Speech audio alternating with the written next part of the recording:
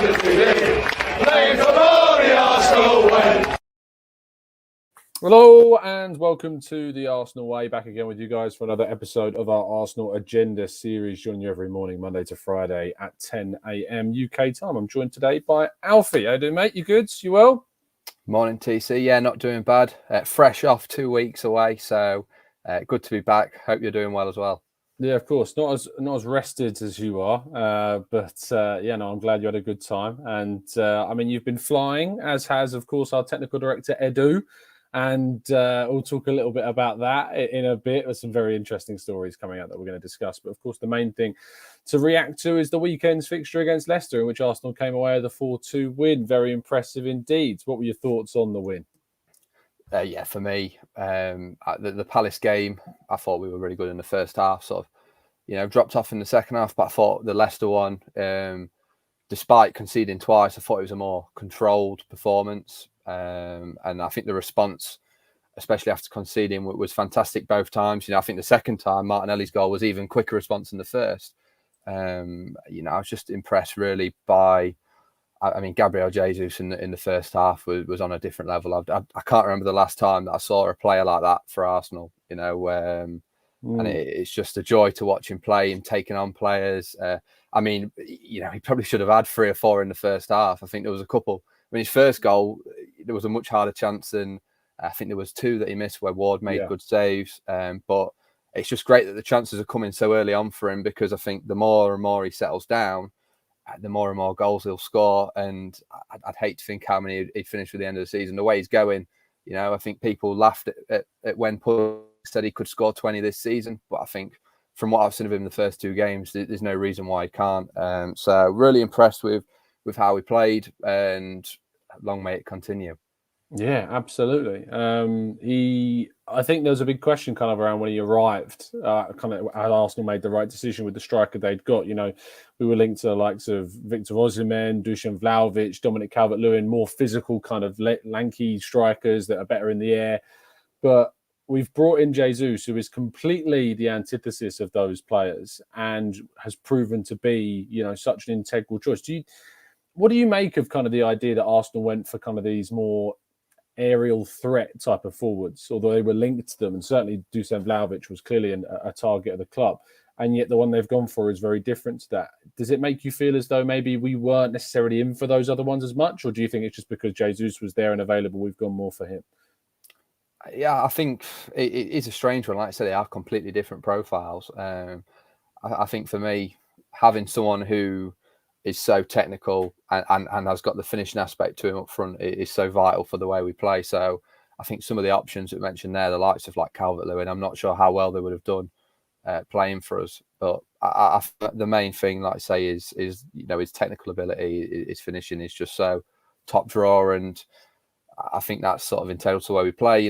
I see loads of people sort of slating Martin Odegaard's performance on Saturday. For me, I don't think he had too bad a game. He didn't need to create the chances because we had Gabriel Jesus up front, 2 assists as well. He created a couple more chances off the top of my head. So having that player that is so creative as well up front, I think it would have been strange to see the likes of Vlahovic, who for me is more like a Haaland figure, that he's got that physical presence, aerial ability, but maybe not as much the creative side to his game.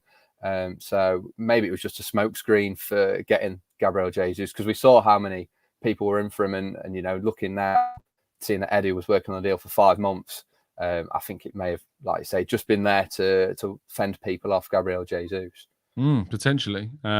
We have absolutely done brilliantly to get that deal done, because with having Champions League football, managing to convince Jesus to be kind of the spearhead of this project was going to be a challenge, and we've done it. And fair play and credit to Arteta and Edu for, of course, getting that deal done. And we're seeing the benefits of it. He benefits everybody around him. It's not just the individual brilliance that he brings and the goals he brings, but 2 assists for Xhaka and Martinelli as well. Yes, there were kind of layoffs and things, and especially the Martinelli one. The Martinelli one's got to do a lot to do from that, but he's creative still, and that's added so much more to the team. And you contrast kind of how Arsenal starts the season has gone with, say, I don't know, Manchester United, for instance, who it's just joyous to see how bad they are, even when they've got a manager that a lot of Arsenal fans, I think, would have happily got rid of Arteta at the end of perhaps not last season, but the season before, and brought someone like him in, and are seeing now that, you need to have everything. It's not just about the individual coach, it's about everything around them. And Man United are a bit of a comedy club right now. Definitely, yeah. It's I think the best thing for me is, the start that we had last season, losing to Brentford, and then obviously the two being bottom of the table, and the stick that we got, despite having players out with COVID, injuries, not finishing with the signing. So we didn't have a full squad, and you had the poor start to the season, but there was sort of a reasoning for it. Whereas with United, they've brought players in. They've spent 60 million on Martinez, who obviously we seen as a left back. Erik ten Hag is so adamant to play him at centre half, and I think he's definitely struggled in the first two games. So it's just sweet to see it, because we went through it last season, but now they're going through it, and they were so confident going in. When they brought in Ronaldo, the amount of sort of praise that he got. But I think bringing in them sort of players that don't fit in with the way they want to play, it was always going to end badly. And I think they need a restructuring behind the scenes. They've got the manager in now. They just needs to hope that he sticks with it, because it's an absolute shambles there. But I'm not complaining. Long may it continue, because that Brentford game is, well, for me, it probably tops watching the Arsenal Leicester game, because we've got over the. For me, it's always stressful if you lose. It's sort of, you're fearful watching the rival teams for top six. But watching that after our win, and then seeing that first half, I mean, that was enough to top a brilliant weekend of football for me. Yeah, not only that, Chelsea and Spurs dropping points as well.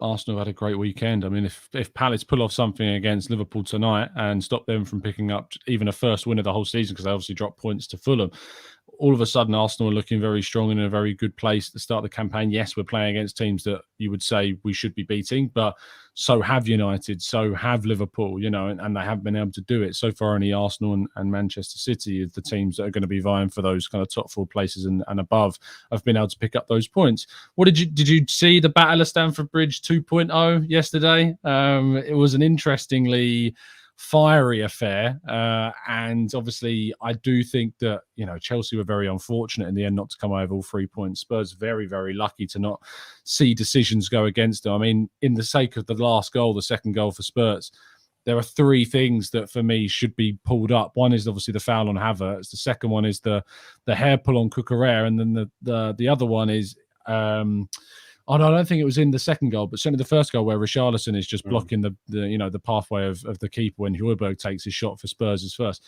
So three incidents that aren't given. It's just they're gifted things. It's how things work with Spurs, isn't it?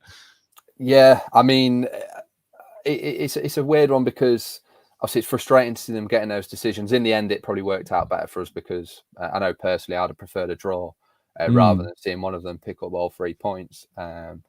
But I mean, the one that sticks out the most is the hair pull, because surely that's violent conduct. I mean, you can't. The referee had such a good view of it. It's got to be a straight red. And then sort of the audacity for his reaction after knowing he should have been sent off, Kane scoring, and it's Reece James. I think he's up in his face, and I think that's just sort of the team that Conte is looking to build. It's just a frustrating, and you think you can't hate Spurs anymore, and sort of the players have brought in the way they play. You realise that it's possible. But I think the first goal, I think the Havertz one, is the referee's got to get that done first time. It's gone too far for VAR to go back to that. But I mean, initially on the Richarlison one, I wasn't too sure. But looking at the angle that you see of Mendy, you find it baffling that wasn't given, because obviously he's blocking the view. Mendy's got to look round him, and that's the reason that Mendy isn't able to get down and save it. So it's frustrating. Hopefully, they improve on that and give Spurs less. But I think overall the result favoured us.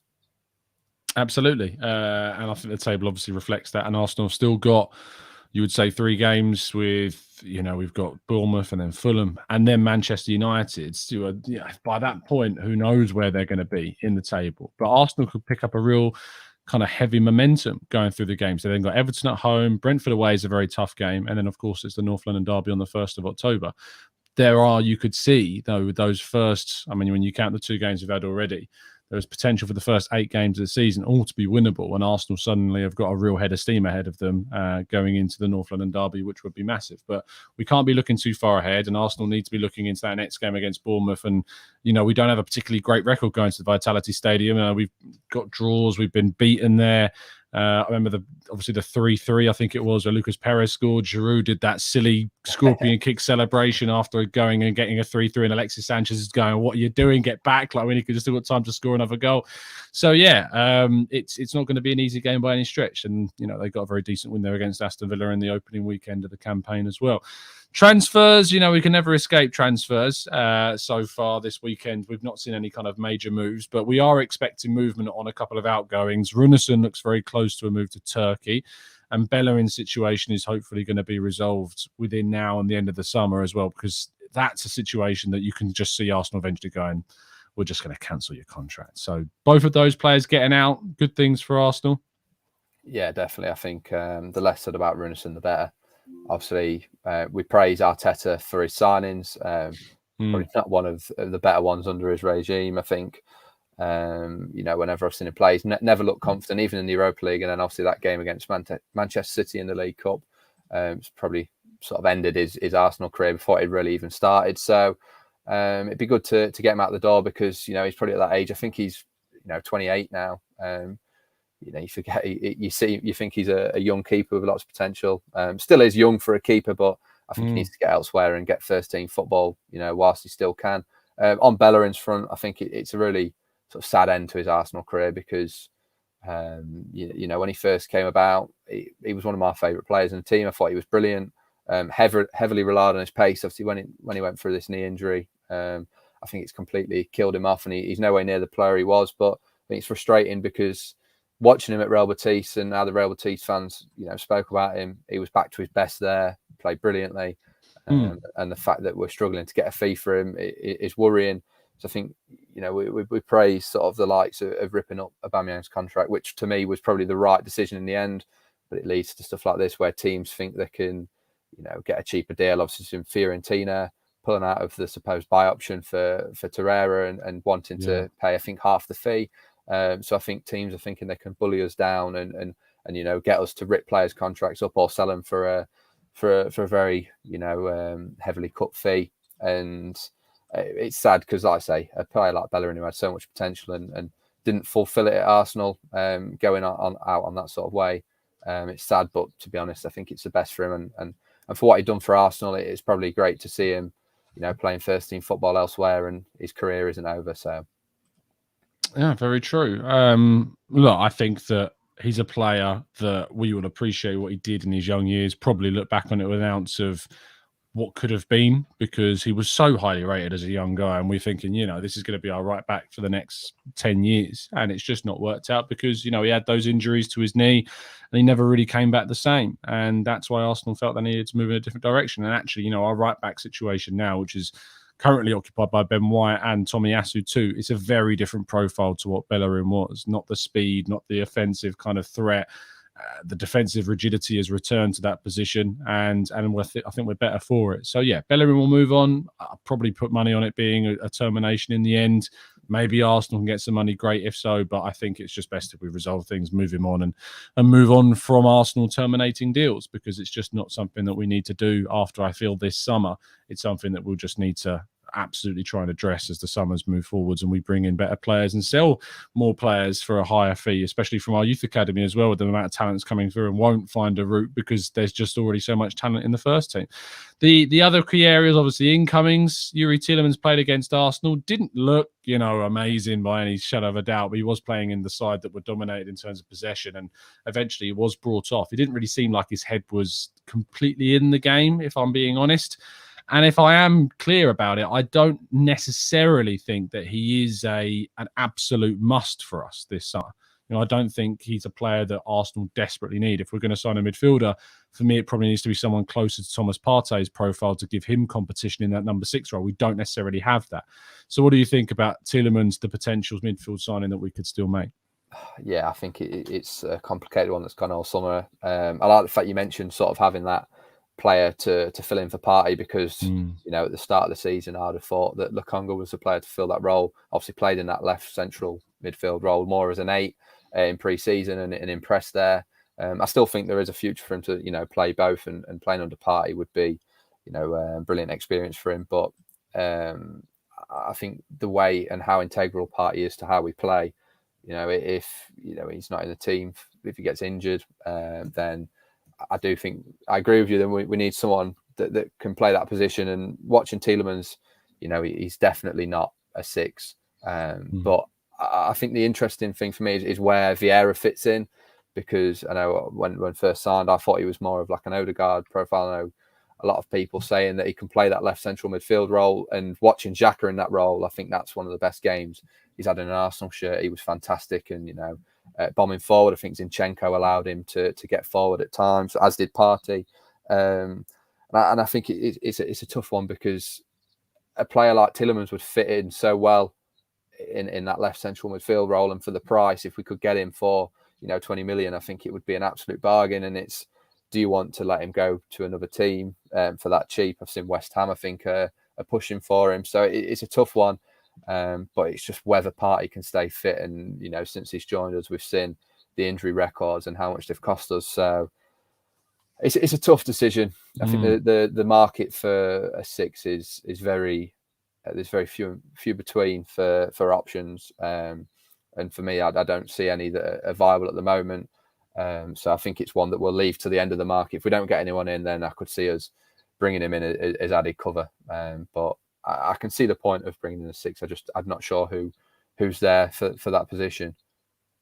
Yeah, VDub says you can count on 2 hands how many centre midfielders we have. Do we need another one? Unless it's a major upgrade like Savic, and I'd say the Tielemans deal is dead. And it's important that Arsenal don't just sign players for the sake of signing players. I don't want to see Arsenal bring in a centre midfielder that's not going to push the needle in terms of the quality of that position on the field. Does Tielemans give us more than Lokonga? Yeah, I think he does. Does he give us more than Nelneny? Yes, I think he does. For me, he doesn't start over Xhaka right now. Xhaka doesn't go out of this team. He doesn't start over Partey. He's not necessarily getting into our starting 11 at the moment. And that's probably a big point to say. I don't necessarily think that he is a priority, or we should be jumping at the chance to sign him. Hamster says, as a 6 to 8, Moise Caicedo, it seems perfect, a very mature player. The Express have linked us with him. 20-year-old midfielder, done very well at Brighton since moving there. And, they've not really missed Yves Bissouma since getting Caicedo into the team. He is certainly one I think the club are considering and looking at and are monitoring, but I wouldn't say that they're going in with a bid at the moment. That could change in the last 2 weeks of the window, who knows? But I don't expect Brighton to let him go on the cheap, because they don't tend to let players leave, especially on long-term contracts like he is. Neil says Bellerin clearly isn't rated by other clubs, and rightly so. He's always been an awful defender, and his horrendous injury record, it's quite easy to see why no one is going to pay a low price. Paul says the standard of refereeing in the EPL is currently really poor. Why are they so biased against us? What do you make of that, Alfie?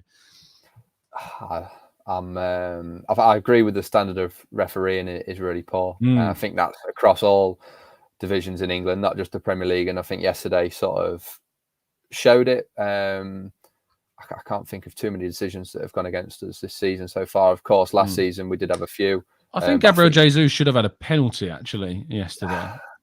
I think for me, I'm probably a bit more. I think it was soft, definitely, and I think given the Vardy one, I think it's sort of evened up. I don't think the Vardy one was a penalty.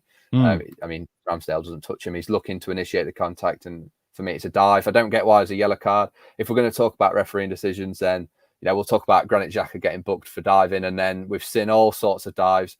I mean, just before, I think Eze had dived in the Palace game. I mean, I'd say Vardy's is a dive, no yellow card given. So, I mean, last season I'll definitely say so, but so far, touch wood, it's been going well. But for me, not a penalty. It was very soft.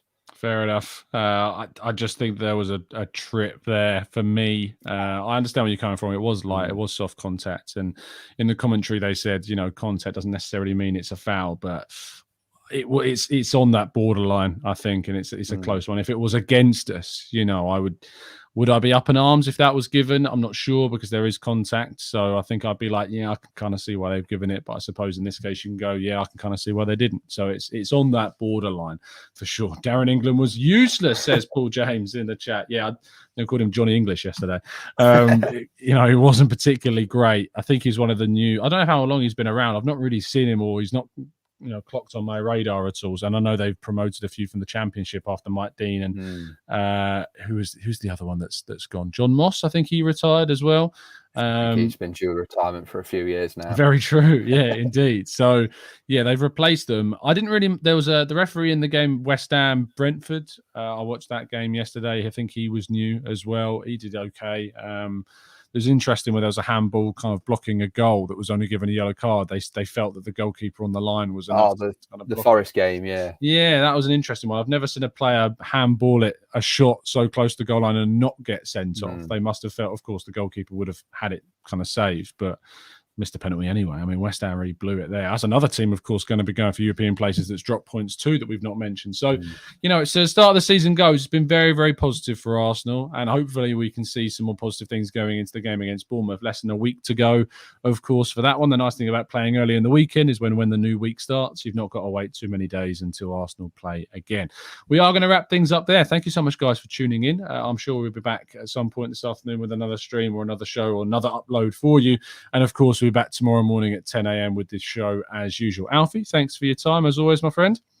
Thank you for having me on, and thank you to everyone for listening, getting the questions in. It's been a few interesting topics, so it's great to be on.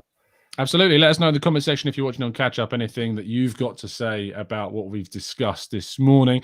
Do drop a like on the video and subscribe to the channel if you're new. We're on our way now to 27,000 subs, I think, at this 27, stage. yeah. Indeed. So do help us on our way. We're just under 400 subs away from that landmark. So do give us a hand. We'll see you again very, very soon. And as always, keep following us down the Arsenal way. 49, undefeated, playing for the Arsenal way.